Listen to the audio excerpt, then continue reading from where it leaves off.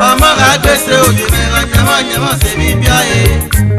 Omonorenegbe o baba, ayira na yo gbegbe.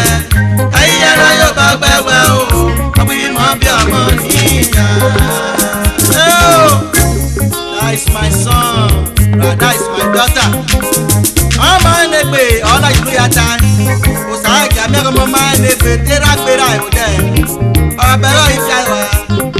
Oluke mo ni yo pa bi e. Ona iya mo so kaka popo yerute.